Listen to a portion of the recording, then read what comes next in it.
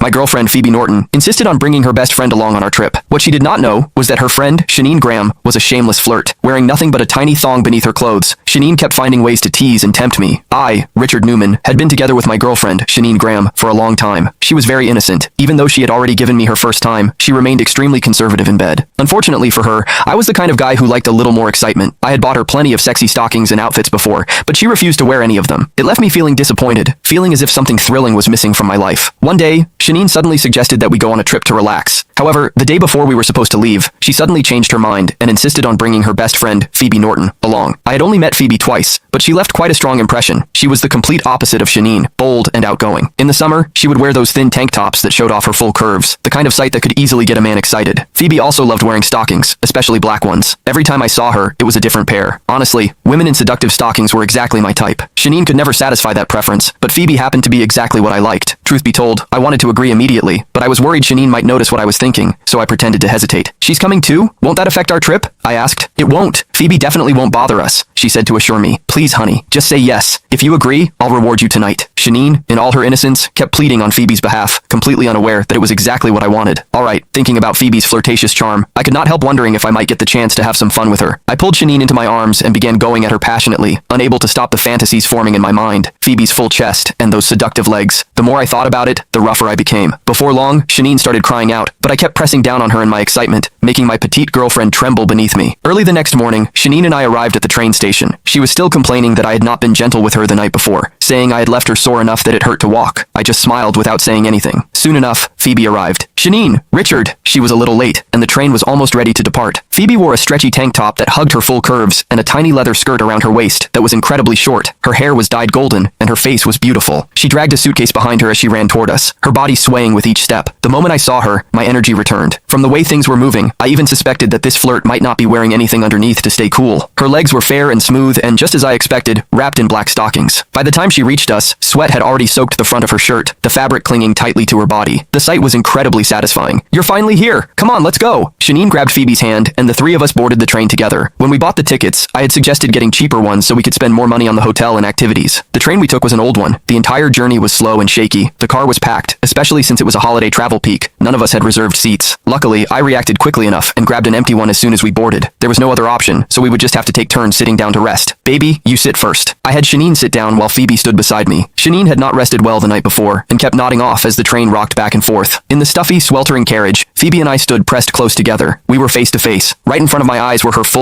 Click the link in my bio to get the full story for free.